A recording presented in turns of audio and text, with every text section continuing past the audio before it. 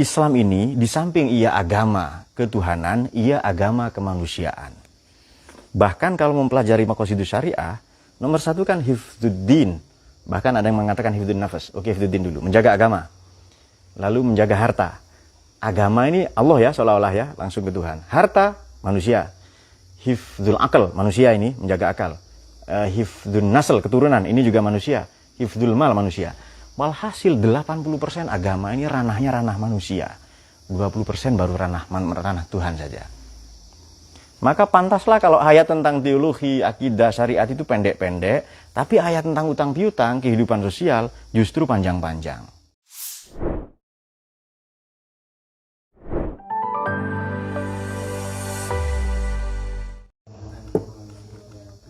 Allahumma shalli ala sayyidina Muhammad.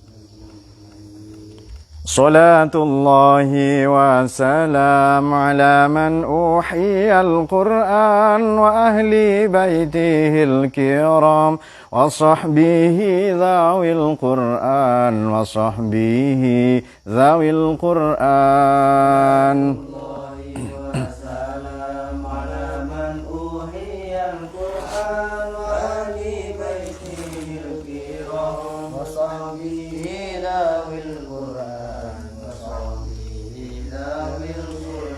سلام الله والرضوان على من عظم القرآن بقلب خالص نوى محب الراغب القرآن فطوبى من تعلم وبعد علم القرآن على من أوحي القرآن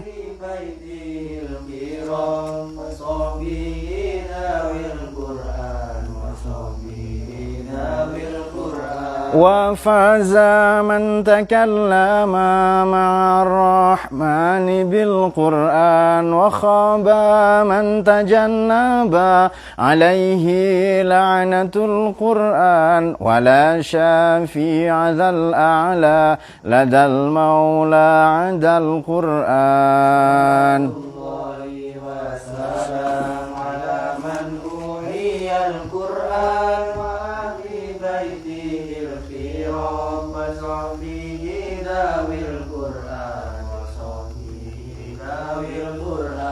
فيا إلهنا اجعلنا من الآهال في القرآن وزدنا علما نافعا بما علمتنا القرآن ووسع ما رزقتنا كما قد عهد القرآن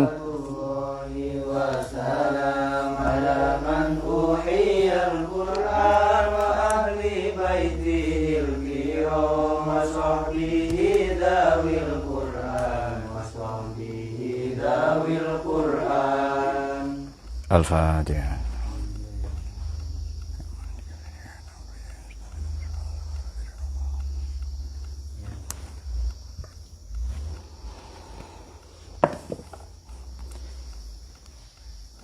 Bismillahirrahmanirrahim. Salatu wassalamu ala sayyidina Muhammad Rasulullah wa ala alihi washabihi wa sallam. Mari kita lanjutkan kajian tafsir maudhu ini atau kajian tafsir tematik. Pada kesempatan berbahagia ini kita akan membahas mengenai ayat terpanjang di Quran, yakni surat Baqarah 282. Ayat ini lazim dikenal disebut sebagai ayatul mudayana. Dari kata dain, ayatul mudayana. Ayat tentang utang piutang.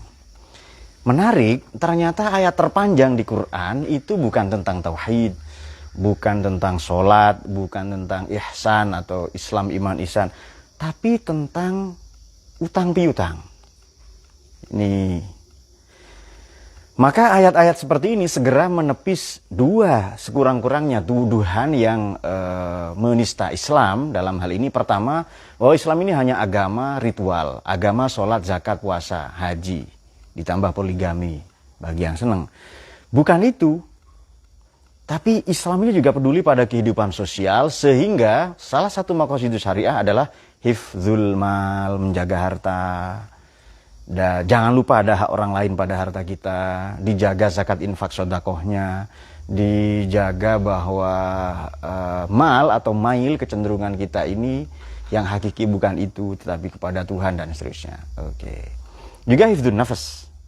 Dan ibadah-ibadah itu pakai mal semua. Mana ibadah yang tidak pakai mal, pakai harta? Syahadat itu pakai harta. Meskipun bukan harta materi ya, tapi harta berupa pengetahuan, berupa keyakinan ya, berupa modal. Kemudian apalagi sholat, zakat, puasa, haji, jelas itu, sedekah dan seterusnya.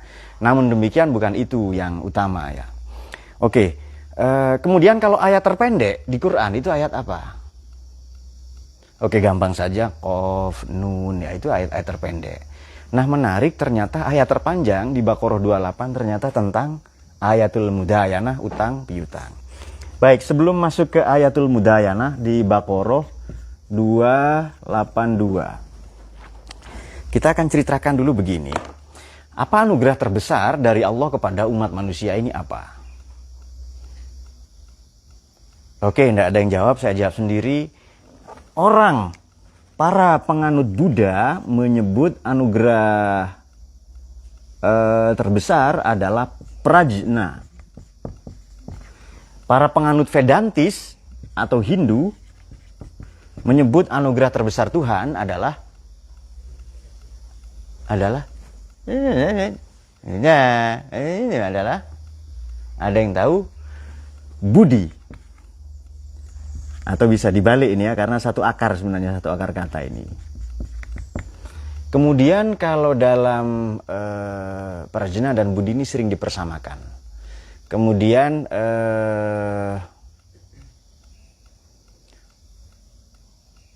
Romawi itu menyebut sebagai Romawi ya, menyebut sebagai intellectus. Di sini saja. Karena Buddha dan Hindu ini satu kawasan. Kemudian dalam Islam, kalau penganut Islam atau Arab, bahasa Arab disebut akal. Nah ini dia. Maka salah satu maqasid syariah adalah hifdzul akal. Tetapi begini, cara pandang bahwa manusia itu akal, ratio, animali, rationali menyebabkan manusia ini narsis. Cara pandang yang narsistik, cara pandang khas abad pencerahan 16 ya, dimulai abad modern, nanti puncaknya pencerahan pada abad 18 dengan revolusi industri dan seterusnya sampai sekarang. Narsistik, mengapa? Karena manusia menjadi pusat, menjadi epicentrum. Manusia ini menjadi seismograf. Seolah-olah manusia, di luar manusia itu tidak ada. Yang ada hanya manusia, di luar manusia adalah fasilitas yang itu ditaklukkan untuk manusia. Nah, cara pandang seperti ini kelak merusak lingkungan. Bukankah seharusnya kita dan alam, kita dan binatang bekerja sama? Setara kita dengan binatang itu. Kalaupun Allah menganugerahkan budi, intelek, prajna, akal kepada kita, bukan untuk menguasai, mengintimidasi, menghegemoni mereka atau mendominasi mereka, tapi dalam rangka bekerja sama untuk memakmurkan bumi. Maka pandangan ini lebih baik. Maka hifdzun nafas nanti derivasinya adalah hifdzul bi'ah. Hifdzul airat, hifdzul bi'ah berarti menjaga ekosistem. Hifdzul airat menjaga dignity, kemuliaan. Nah, kemudian dalam perjalanan hidup manusia pasti ya ada utang, ada apa dan seterusnya, ya terjebak apa dan lain-lain. Tapi mari kita perhatikan ayat-ayat sebelumnya ini bercerita tentang, ini yang mau kita bahas Baqarah 282. Ayat-ayat sebelumnya bercerita tentang riba. Kemudian seolah-olah jangan mengembangkan harta. Kemudian ayat berikutnya adalah perang ya. Kemudian ini kan riba ini dia. Ya ayyuhalladzina amanu di surat Baqarah 278, ittaqullaha wa zaru ma baqiya minar riba. Kan ayat sebelumnya tentang riba ini adalah ya kamu boleh makan riba, tapi janganlah adha'afan mudha'afan, banyak-banyak. Kalau sedikit boleh. Ini dipungkasi dengan riba.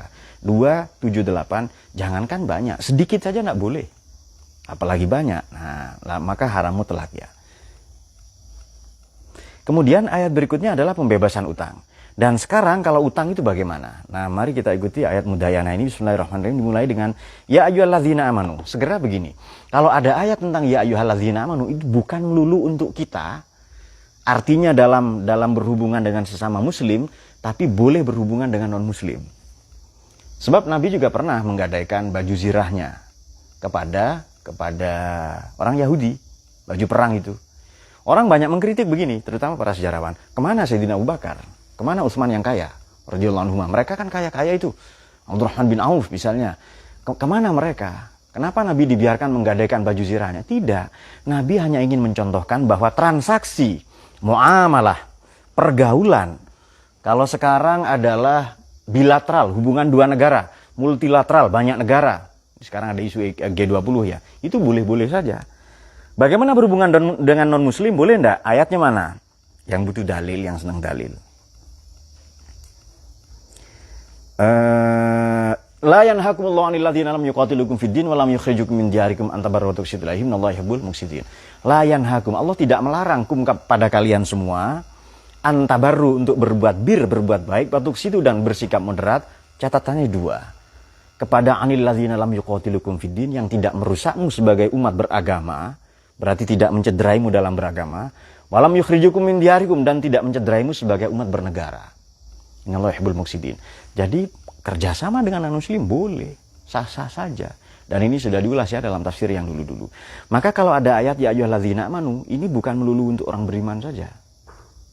Ya terserah imannya apa ya Muslim, Yahudi, Nasrani terserah. Tapi ini ada hubungan sosial. Idza tadayantum. Baik, dain itu apa sih? Dal, ya, nun. Ini apa sih maknanya? Nah, teman-teman kalau mau tahu ya di sini. Di sini ini ada, sudah kita tandai, ada di halaman 196. Ini kitabnya Mu'jam Mufradat Al-Fadhil Quran, atau di Maqayisul Lughah ya, Maqayisul Lughah Ibnu Faris.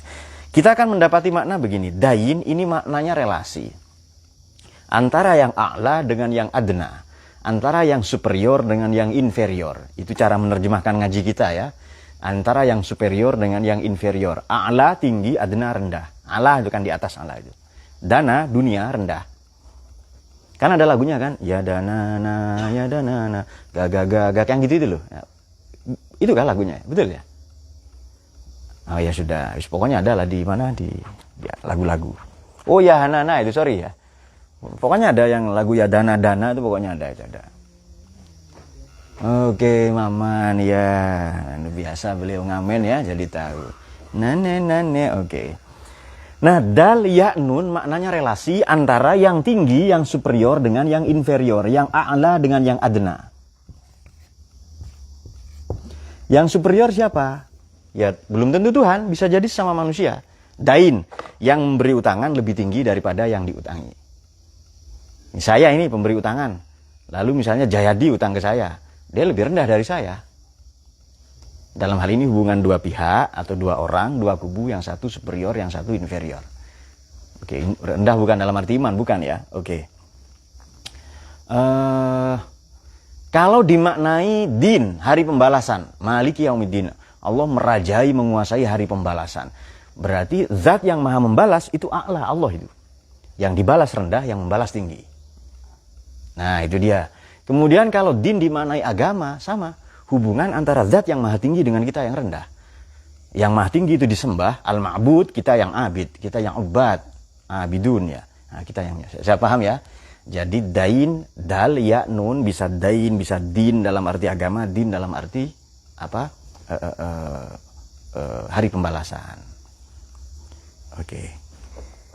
Jadi dan itu di Quran diulang, kalau teman-teman mau tahu. Di Quran banyak sekali itu diulang.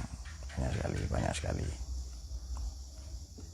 Kalau mau tahu berapa jumlah diulang dalam Quran, itu referensinya Fihris Juzuri Kalimatil Quran, Fununul Afnan Ibnul Jauzi, atau Mu'jizatul Quraniyah.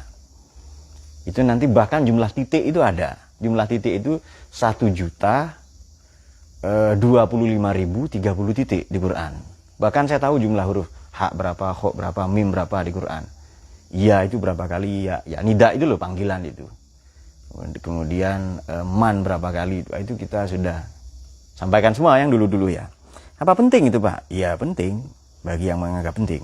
Dal ya nun di Quran 101 kali. Marrotain isman mustakon fitsulasim, ini mustak ya, bisa dibolak-balik. 5 kali dengan sigot dain, utang hanya 5 kali di Quran. Kemudian din 92 kali. Oke. Sudah dapat poinnya tadi ya? Idza tadayantum. Kalau kamu utang, ini wahai orang-orang beriman, apabila kamu utang, maknanya tadayantum, tadayana, utang piutang, saling itu. Kalau kamu utang piutang, bidainin dengan utang tertentu ila ajalim musamma, sampai waktu yang ditentukan faktubuhu, maka catatlah. Sampai di situ dulu. Ini karena ayatnya panjang, semoga cukup. Wahai orang-orang beriman, kalau kalian melakukan utang piutang pada batas waktu tertentu, maka catatlah. Ini saya simpulkan dari tafsir Maroghi, dari Kasyaf, dari Syekh Masaria, kemudian dari Pak itu katanya Mu'tazilah, enggak apa-apa. Kemudian Abdul Qadir Syaukani, meskipun ada katakan Syiah. Kemudian kita juga membaca 4 tafsir utama yang induk ya. At-Tabari, Al-Qurtubi, Al-Baghawi, Ibnu Katsir. Maknanya begini. Kalau kamu melakukan utang piutang sampai batas waktu yang ditentukan, catatlah. Pertanyaan, mengapa ada ila ajalim musamma? Ada tenggat waktu, ada deadline. Kenapa? Maknanya begini. Kalau Anda utang, tanamkan dalam diri Anda mau bayar utang. Dalam tafsir Marwawi disebutkan begini, saya bayar deh kalau jamaah haji pulang. Nggak jelas itu. Dulu jamaah haji bisa 2 tahun, kalau sekarang kan jelas. Saya balas deh, saya bayar nanti kalau di mana depan pondok Tegal Sari ini keluar mata air. Itu nggak jelas itu. Jelas itu yang intinya hanya nggak mau bayar utang itu saja. Dan di Indonesia orang yang diutangi lebih galak daripada yang ngutangi. Betul kan ya? Itu galak biasanya. Kalau ditagih marah-marah, nah itu dia. Itu kearifan lokal. Jadi perhatikan kata ila ajalin musamma. Kalau utang, Anda harus ada rencana bayar kapan. Bukan ya bayarnya terserah Allah, kita kan sesama makhluk Allah ini. Nah, itu bukan itu jawabannya. Bukan itu. Bayar nunggu misalnya kalau rohim disunat katanya. Sunat revisi ya, sunat 2 kali. Nggak jelas itu. Oke. Faktubuhu, maka catatlah. Wal yaktub bainakum katibun bil adl. Ayo catatlah bainakum di antara kalian bikatibun, seorang juru tulis. Bahasa sekarang notaris. Bil adl. Dengan cara yang adil. Sudah utang, tenggat waktunya jelas, suruh tulis. Dengan cara yang adil. Berikutnya di ayat yang sama, wala ya'ba katibun ayyaktuba kama 'allamahullahu falyaktub. Janganlah ya'ba, janganlah menolak kalau juru tulis ini diminta untuk mencatat, notaris ini. Ayyaktuba, untuk mencatat kama 'allamahullah, sebagaimana yang diajarkan oleh Allah. Falyaktub, maka tulislah. Kalau cerdas membaca ini ya. Ini beberapa saya lihat tidak cerdas, tapi semoga gara-gara ngaji cerdas. Kenapa adil lebih dulu daripada ilmu? Lihat itu. Bila adil, lalu kama 'allamahullah. Betul kah? Adil dulu baru ilmu itu. Man, gitu man baca Quran itu man. Pak, ini tapi saya ilmuwan. Biasa, Faridi, kita ilmuwan. Kenapa adil dulu baru ilmu? Kenapa? Oke, alasannya 3. Ini saya sarikan dari banyak tafsir saja. Mengapa? Nomor 1, orang itu kalau adil, tapi tidak berilmu, bodoh, bisa belajar nggak? Bisa karena mentalnya sudah adil. Tapi meskipun dia pinter, kalau mentalnya tidak adil, dia akan menipu. Nah, itu dia. Pandangan pertama ya. Rohim, gimana Rohim pandangan pertama tadi? Angel sudah ya. Oke, perhatikan Rohim. Jangan kebanyakan minum impus sama. Impus itu kefena. Bukan diminum ya. Kalau diminum impus jadi stronik nanti ya. Nah, saya tidak tahu stronik itu apa ultrasonik, apa elektromagnetik, pokoknya stronik itu saja. Nah, oke. Pertama, kenapa adil didahulukan di Baqarah 282 tadi itu? Oke. Karena orang kalau orang kalau adil tapi dia bodoh bisa belajar. Tapi orang berilmu, pinter, dia berpendidikan, kalau tidak adil dalam jiwanya, mentalnya, pikirannya, dia bisa menipu. Pandangan pertama. Yang kedua begini, kenapa adil didahulukan? Karena jangan sampai utang piutang ini dua pihak yang saling terkait hubungan mudayanah ini, jangan sampai merasa ada yang dirugikan, ada yang dizolimi. Maka lawan kata, opposite dari itu adalah al-adl, ya kan? Pandangan kedua. Lalu pandangan yang ketiga, ini menarik. Kenapa adil didahulukan daripada ilmu? Seolah-olah ilmu tidak penting di sini, adil dulu. Padahal menulis butuh ilmu tidak? Butuh ilmu, kenotariatan, notaris ada sekolahnya, sampai S2 itu. Mohon maaf kalau saya salah ya, tapi setahu saya ada magister kenotariatan ya. Mungkin ada S yang lain, saya tidak tahu, tapi setahu saya itu. Walhasil itu ada sekolahnya, ada fakultasnya, ada kuliahnya. Kenapa adil didahulukan daripada ilmu? Menurut Anda, adil ini ilmu atau amal? Jawab, ilmu atau amal? Ya? Kalau allama ini jelas ini, kama allamahullah ini. Berarti adil kadang tidak koheren dengan pengetahuan kita tentang keadilan. Adil itu memang perilaku sejak kecil, karakter, mentality. Mental itu. Bukan ilmu, bukan tahu kalau adil itu apa. Nah, SD tahu definisi, googling bisa itu. Tapi perilaku adil itu tidak. Nah, di sini Quran mendedahkan bahwa wal yaktub katibun bil adl wala ya'ba, dan jangan menolak katibun juru tulis atau notaris tadi ayyak tuba untuk mencatat kama allamahullahu, sebagaimana diajarkan Allah. Jadi begini, tetap ilmu diikuti oleh kata, jawab, ilmu diikuti oleh kata Allah di situ, supaya terhubung dengan zat yang maha adil. Nah, itu dia. Wah, ini bisa jadi tesis ini kayaknya ya, bisa jadi tesis pembahasan ini. Oke, sudah dapat poin di situ ya. Bismillahirrahmanirrahim. Wal yumlil ladzi 'alaihil haq. Ayo mendiktekan orang yang ngutang itu. Yumlil, imla. Ayo didiktekan. Di sini apa? Hendaklah orang yang berutang itu mendiktekan. Yang berutang itu mendiktekan. Oh, betul ya. Dan hendaklah ia bertakwa. Oke. Wala yabkhas minhu syai'a. Jangan merugikan. Jangan ada sampai dua pihak yang dirugikan. Tadi sudah penjelasannya ya. Didiktekan, diimlakan. Sudahlah ada juru tulis, didiktekan pula. Kenapa? Khawatir juru tulisnya ngarang-ngarang nanti. Nah, sama dengan ada orang menikah di Kalimantan entah mana ya. Saya melihat logatnya logat Madura, oknum lah ya, oknum saja. Oknum orang Madura begini. Maharnya berapa, Pak? 500 juta katanya. Terus diserahkan uangnya itu. Mana uangnya? Ini dia, Pak. Ini 500.000, saya catat 500.000. Bukan 500.000, 500 juta katanya. Iya, Pak, angka 500 juta itu tidak ada, adanya 500.000. Tidak, pokoknya 500 juta. Nah, sulit mengatasi hal-hal seperti itu kan. Lalu Kiai bilang, oke Pak, maharnya 500 juta. Itu hanya tulisan saja 5 sama nolnya 5. Nah, begitu dong katanya itu. Nah, itu. Jadi sebenarnya dikomunikasi saja. Macam orang Madura di Lumajang itu ada cerita begini. Pakai bawa mobil los bak, mobil bak terbuka di belakang itu. Los kan enggak ada, bak itu bak di belakang. Belakang tidak bertutup di belakang, bak terbuka. Oke, kemudian dilarang mengangkut penumpang, ada tulisan begitu kan? Mengangkut penumpang di kota itu enggak boleh itu. Atau dilarang mengangkut orang. Di stop oleh polisi itu, lalu supirnya bilang begini, Pak, ini bukan orang, Pak. Ini Pak Le, ini Pak D, ini ponaan, ini sepupu. Jadi dalam bahasa Madura, dalam pengertian makna junin, makna semantiknya, orang ini adalah orang lain.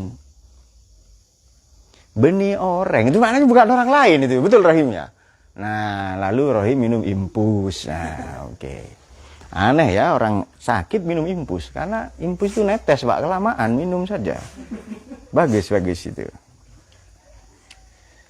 Oke, ditulis ya. Kemudian, waliyattakillah, bertakwalah ya Rabbahu la yabkhas minhu syai'an. Jangan sampai ada yang dirugikan. Fa in kana alladzi 'alaihil haq safihan aw dha'ifan. Kalau memang tidak cerdas, safih jangan diartikan dungu atau imbesil ya. Di sini artinya apa? Oh, kurang akal, bagus. Jika yang berutang itu orang yang kurang akal, bagus gitu ya.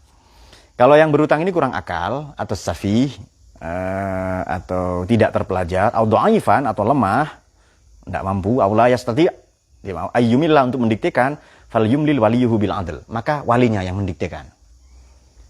Saya utang segini, oke, Anda mengutangi saya segini, ini. Nah, ditulis ya. Oke. Apakah cukup di situ aturan mainnya? Tidak. Wal yastashidu syahidaini mir rijalikum. Ayo disaksikan oleh syahidain. Perhatikan kata syahid. Syahid, apa bedanya dengan syahid? Kalau syahid boleh orang bodoh. Kalau syahid orang terpelajar. Orang yang punya kompetensi teknis. Orang yang ahli punya kapasitas di situ. Syahid. Temu kan ya? Bukan syahid itu. Wal yastashidu syahidain mir rijalikum. Jadi kalau syahid, bisa bodoh, bisa tidak tahu. Anda kalau menikah, bukan dengan syahid. Jangan ya. Anda laki-laki kok nikah sama Syahid.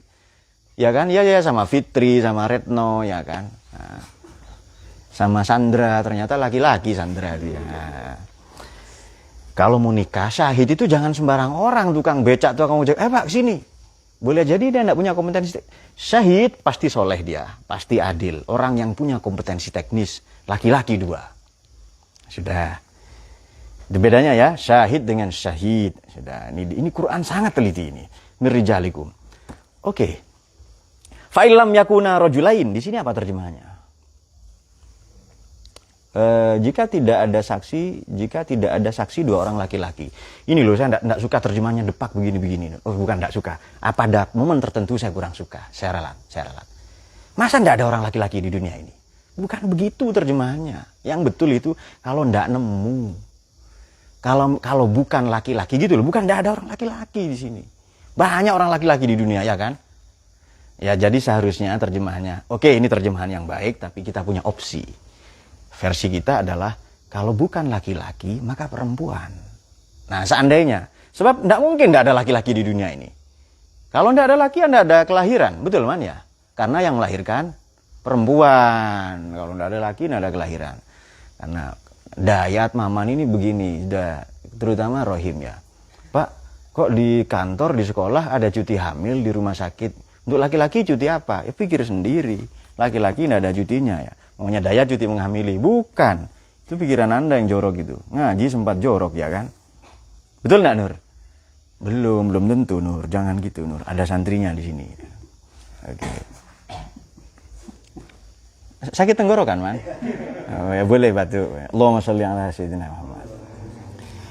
Fa'ilam yakuna rojulaini, kalau memang bukan laki-laki, ya sudah. Wamro'ata, farojulun wamro'atani. Laki-laki, 1 laki-laki, 2 perempuan. Ayat ini sekurang-kurangnya dituduh dalam 3 aspek. Apa mengalami tuduhan yang negatif dari para orientalis atau ya orang musuh Islam lah ya. Entah itu apapun, oknum bisa oknum Yahudi dan seterusnya. Sekurang-kurangnya dalam 3 aspek. 1, pada aspek perempuan, Quran seolah-olah merendahkan perempuan. Laki-laki kok 2 saksi, sementara perempuan 4. Kalau tidak ada, kalau bukan laki-laki 2, maka laki-laki 1, perempuan 2. Seolah-olah. Juga di ayat waris. Lizzakari mislu hazil unsayain. Ya kan? Laki-laki 2, perempuan 1. Warisan itu loh. Ini kok budaya narasi yang dibangun Quran ini kok sangat patrimonial. Kok sangat paternalistik. Kok tidak berpihak ke perempuan. Bagaimana ini ayat-ayat misoginis seperti ini? Ayat misoginis itu apa? Ya cari sendiri. Kita tidak mau membahas itu ya, kapan-kapan saja. Oke. Maka ini bisa kita jawab begini. Dalam waris laki-laki dapat 2. Lizzakari mislu hazil unsayain ya. Jadi misalnya tanah saya 2 peta ya. 3 peta, ya 2 untuk anak saya laki-laki. 1 untuk anak saya perempuan. Kalau anak saya 1-1 misalnya. Laki-laki 1, perempuan 1. Ini tidak adil. Nah oke. Laki-laki dapat 2 bagian ya. Perempuan dapat 1. Lalu kalau laki-laki nanti menikah, tetap 2 kah? Bukan 2, 0 karena 2 diberikan ke istrinya. Si istrinya dapat 1, perempuan dapat berapa? Dapat 3 dia. Justru berpihak ke perempuan. Ini. Baca Quran pakai ini him ya. Tapi kak perempuan dapat 1, tidak dikasih ke siapa-siapa, diambil sendiri.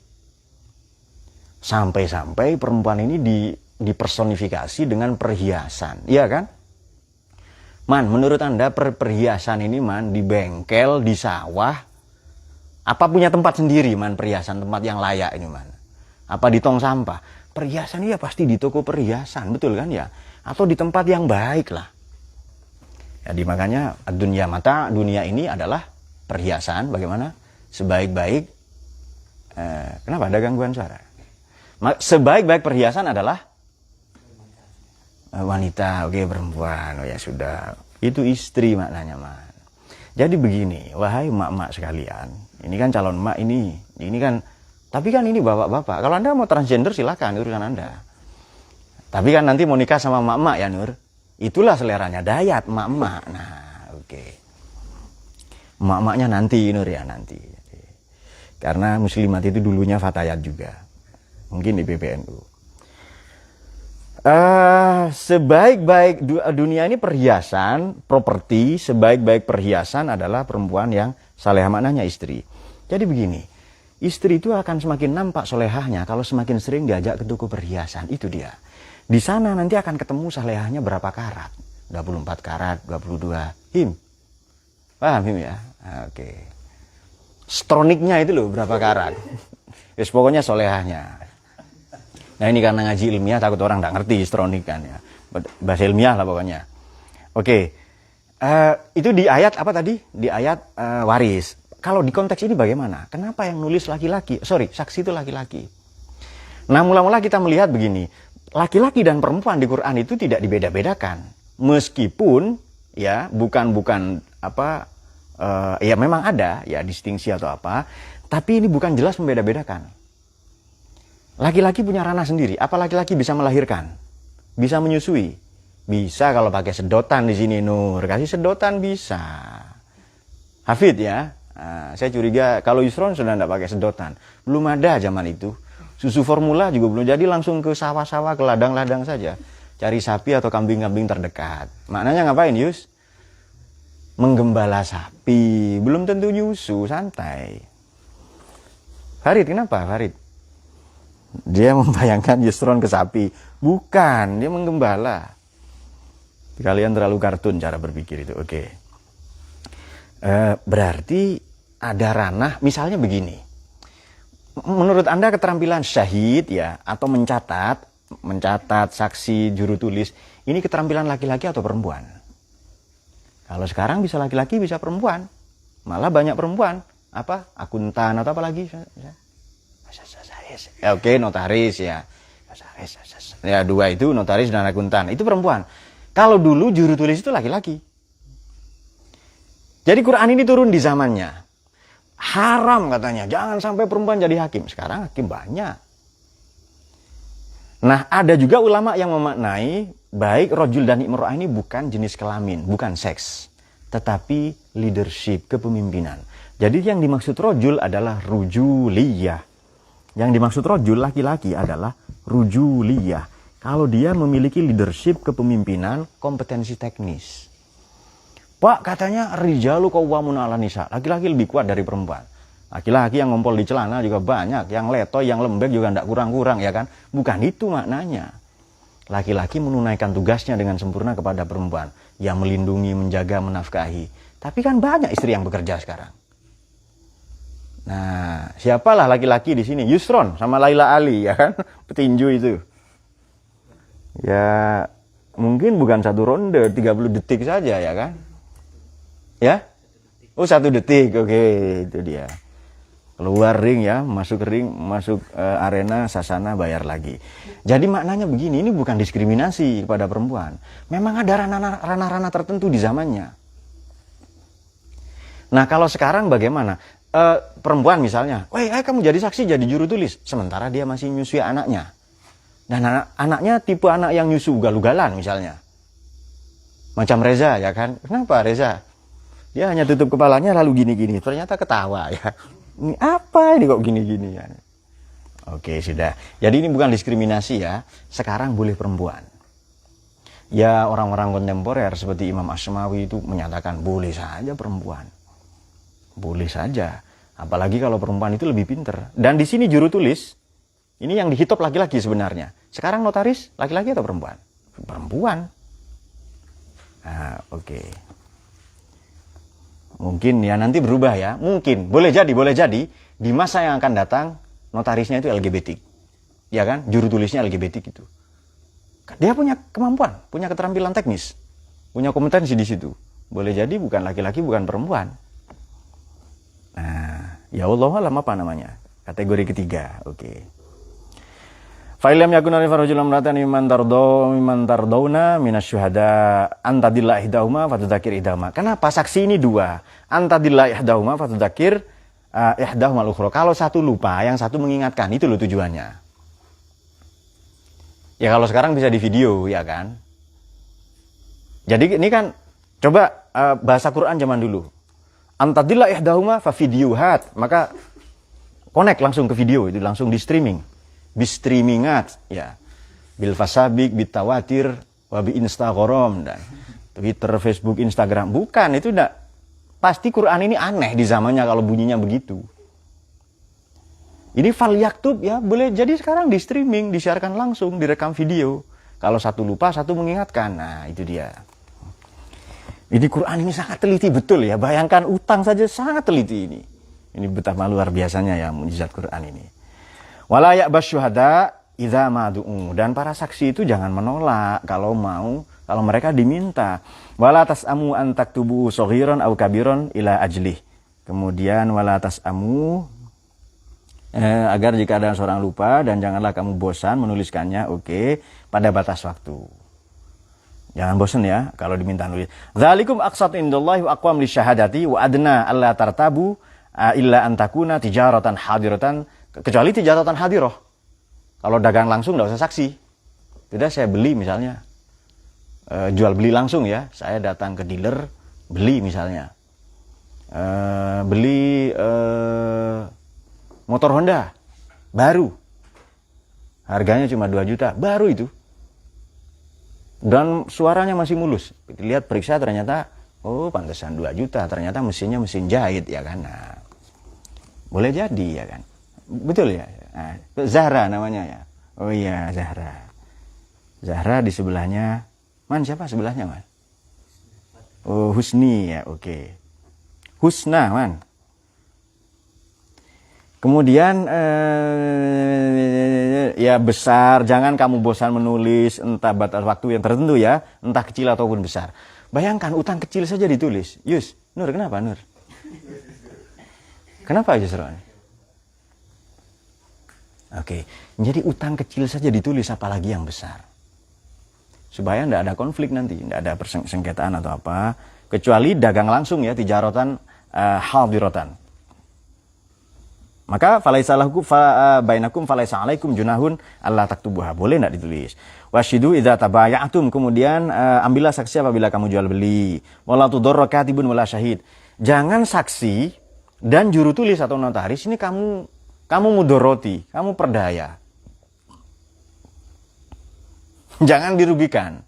Jadi cuma dipanggil jadi saksi enggak dikasih apa-apa. Jadi hanya dibayar dengan matur nuwun itu.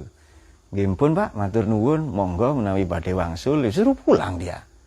Seharusnya kan ya ada uang transport iya kan. Nah, itu sudah memberi kesaksian, 2 orang saksi sama juru tulis, tangannya gini tok itu. Kenapa tangannya Pak? Ya. Padahal itu kode apa Nur? Kode bahwa dia merokok misalnya ya. Kemudian atau tangannya cuma gini aja. Ini tangan begini ini apa ini? Kan ada katanya cinta ya. Sarang lumba-lumba apa sarang lebah itu? Sarang hiu ya, sarang hiu katanya begini. Nah, kalau dayat gini tok, ngaji setengah jam. Apa ini? Ternyata nunggu Farid datang langsung gini. Nah. Apa tadi? Sarang hiu apa sebelumnya saya bilang apa tadi? Allahumma shalli ala sayyidina. Sebelumnya saya bilang apa tadi? Ya, wal hasil itu ditulis, itu saja. Nah, kenapa ditulis? Kenapa tidak boleh dirugikan? Tadi saksi cuma begini aja. Kemudian karena tidak ngerti-ngerti begini itu apa ya, cuan ya, salam cuan. Cuan ini bahasa Cina, keuntungan. Lalu kata yang 2 orang bertransaksi, santai bos katanya. Cincai. Nah, kalau cincai itu santai saja. La yadurakatimul syahid wa in taf'alu fa innahu fusukun bikum. Wa in taf'alu fa innahu fusukun bikum wattaqullaha wa yu'allimukumullah wallahu bikulli syai'in alim. Itu sudah aku pastikan bagi kamu. Jika kamu lakukan yang demikian, maknanya merugikan juru tulis, merugikan notaris, merugikan saksi, ya kamu fasik begitu itu. Kita mengambil sekurang-kurangnya 2 pelajaran. Jadi utang ini kok detail sekali ya. Ayat mudayanah ini loh. Bahkan ayat terpanjang di Quran. Baqarah 282 ini. Tapi kenapa kalau iman kok langsung qul huwallahu ahad? Kalau aqimus shalah kok simpel-simpel banget itu. Ternyata Islam ini memberi porsi lebih kepada kehidupan sosial, kehidupan berbangsa bernegara, bermasyarakat, mukhalatoh ya. Bersosialisasi. Berbeda dengan ranah-ranah privat seperti sholat, zakat, itu kan ranah privat itu. Puasa itu ranah privat itu, atau ibadah murni, ibadah mahdhah. Bahkan begini, satu ketika orang yang syahid di jalan Allah ini karena berperang membela agama atau apa, zaman dulu perang, kalau sekarang ya banyak ya yang mendidik. Syahid mungkin ada yang belum tahu ya, syahid adalah Kalau di mana keluar dari ini ya masuk belok kiri ke arah stadion itu syahid tukang tambal ban. Bukan itu. Syahid maknanya memang syahid ya. Kalau meninggal nggak usah dimandikan apa. Ada syahid dunia, ada syahid akhirat, ada syahid dunia akhirat. Syahid dunia seolah-olah berjuang tapi hatinya tidak. Syahid akhirat ya ibu melahirkan, menyusui, mati tenggelam, kebakaran, mati gara-gara minum impus ya. Nah, seperti siapa? Rohim ini. Nah kalau syahid dunia akhirat yang sudah tadi berjuang bersama Nabi atau apa membela kemerdekaan, nah hatinya juga ikhlas, itu syahid dunia akhirat. Oke. Ini Islam ini menegaskan bahwa ini agama bukan melulu akidah, bukan melulu syariat. Ini agama adalah agama sosial kemasyarakatan. Agama yang mengatur seluruh kehidupan berbangsa bernegara. Sehingga ini menginspirasi hukum positif kita. Ya di KUHP itu ya, dana apa kompilasi hukum Islam apa dan seterusnya. Nah catatan yang kedua begini, ayat seperti ini kenapa detail sekali? Kalau utang catat, nomor 2 ajalimu sama, ada niat bayar, komitmen. Kemudian faktubu tulis, waliyaktab bil adl, juru tulisnya adil. Kemudian jangan menolak juru tulis kalau diminta menulis, padahal dia tahu. Lalu adil didahulukan daripada ilmu, karena orang yang adil tapi tidak berilmu boleh jadi dia kelak belajar, sangat mungkin. Tapi kalau berilmu tapi dia tidak adil, boleh jadi dia menipu. Dan itu berpeluang besar terjadi saat ini, sungguh-sungguh menjadi kenyataan. Kemudian wal yumlil, ayo diimlakkan. Sudahlah ada juru tulis, saksi diimlak. Saksinya 2, dan saksinya bukan syahid tapi syahid. Mereka yang punya kompetensi, bukan hanya tahu melek saja. Sekarang begini, ada orang kesaksian ya, mohon maaf tunanetra. Tapi kesaksian ru'yatul hilal, awal lebaran atau awal syawal ya, atau awal Ramadan, ya tidak bisa dipercaya. Nah, meskipun ada, kenapa saksi Pak di sini yang adil dan ilmu? Kenapa? Karena ada saksi itu dengan ilmu. Ada penembakan, kasus polisi, ditembak polisi, diusut oleh polisi, disidang-sidang segala oleh polisi, nanti yang menghukum polisi, terus begitu. Pokoknya hasil itu polisi semua itu, di lingkaran itu semua. Jangan polisi lah, dulu kasus apa itu? Sianida, oke ya, sianida itu apa namanya, kemarin di Kanjuruhan itu sianida itu. Apa namanya, gas air mata yang kadaluarsa bikinan Prancis tahun 2019, kadaluarsanya, itu kembali ke, kalau sudah kadaluarsa menjadi sianida, dan sianida itu racun mematikan ya. Bagaimana dengan racun yang lain Pak, katanya Dayat? Cari sendiri. Nah ini kadang yang ahli di bidang tembak menembak, yang ahli di bidang proyektil peluru, yang ahli di bidang racun, kesaksian orang yang ada di lokasi dengan kesaksian mereka yang punya ilmu di bidang kopi, di bidang sianida, racun, ini justru lebih tinggi kesaksian orang berilmu. Pada momen tertentu ya, dia tidak hadir di TKP, di tempat dia diracun, ditembak, tidak hadir itu. Tapi dia tahu wataknya, peluru apa semua ya, punya kompetensi atau pengetahuan di sana. Maka di sini yang menulis saksi apa tidak hanya adil tapi berilmu. Dan adil didahulukan karena ini mental. Karena ini perilaku bahkan sejak dalam pikiran. Saksinya 2. Kenapa 2? Kalau satu lupa, satu mengingatkan. Jangan lupa ditulis besar atau kecil. Kemudian bersikap lebih kemudian kecuali dagang yang langsung ya. Kemudian jangan dicederai saksinya, saksi dan juru tulisnya. Jangan diintimidasi. Kalau sekarang kan orang memberi kesaksian di pengadilan kadang diintimidasi. Dan ayat ini dipungkasi wallahu bikulli syai'in alim. Jadi dimulai dengan ya ayyuhalladzina amanu, dipungkasi dengan wallahu bikulli syai'in alim. Ada pertanyaan ya? Oke, saya kira itu ya kalau nggak ada pertanyaan. Nah, teman-teman begini, ayat-ayat mudayana, ayat seperti ini. Sekarang ada kasus umpamanya. Pak, kalau saya punya utang, yang diutangi sudah mati. Dan saya nggak tahu itu di mana. Bagaimana solusinya? Ini banyak di kitab-kitab fikih maupun hasil-hasil masail, di Ahyar, Kifayatul Ahyar ya. Di Mu'in ya, atau syarahnya Mu'in ya, Anatul Tolibin ya.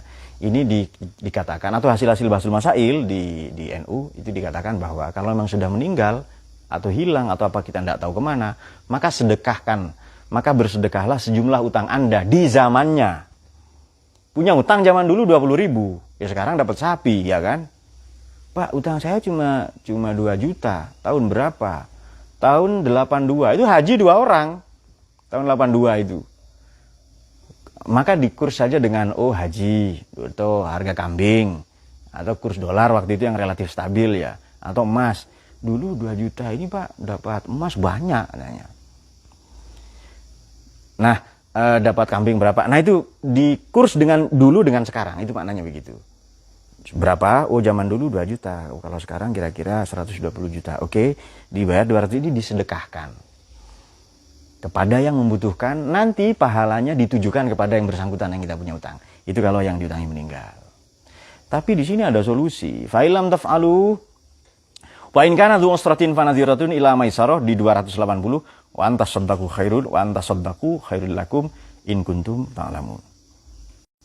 Jika orang yang berutang itu dalam kesulitan, maka berilah tenggang waktu. Dzu usratin ya, fanadhiratun ila maisarah. Kasih tenggat waktu. Ya sudah, sebulan nggak bisa bayar. Oke, bayar 2 bulan. 2 bulan lagi ya dibayar ya. Tapi ini dia, dan jika kamu menyedekahkan itu lebih baik. Antasaddaku. Sudah deh, nggak usah bayar. Baqarah 280, yang barusan kita baca 282. Nah, itu dia.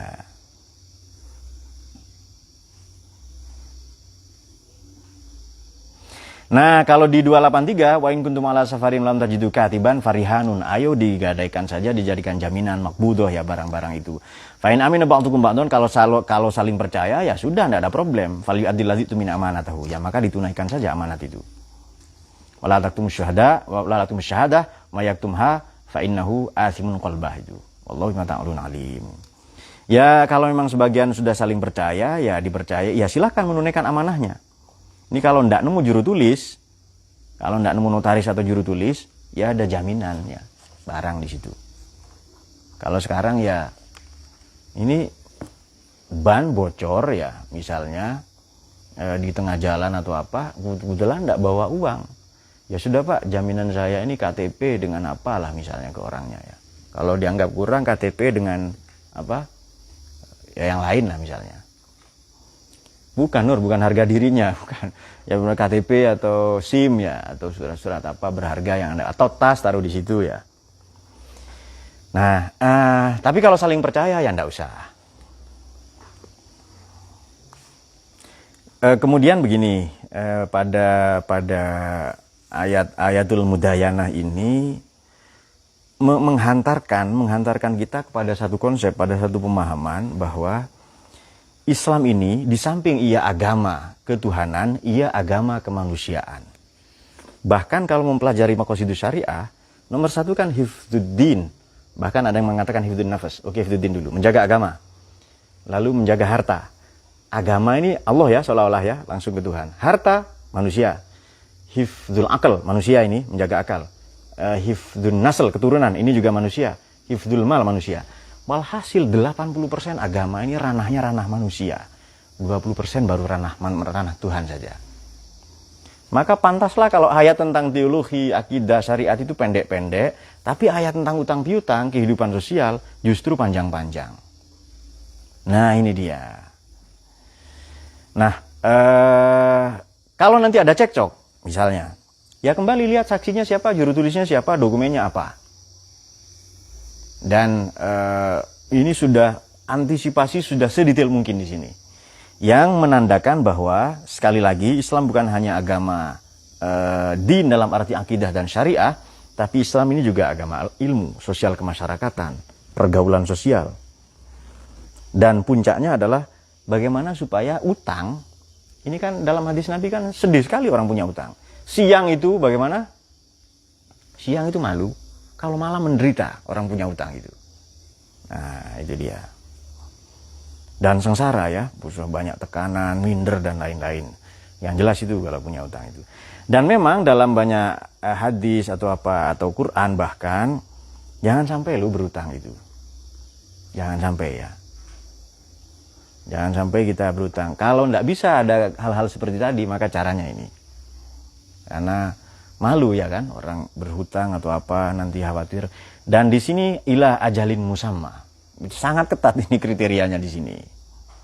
Mungkin demikian ya, sudah ya. Oh iya, silakan.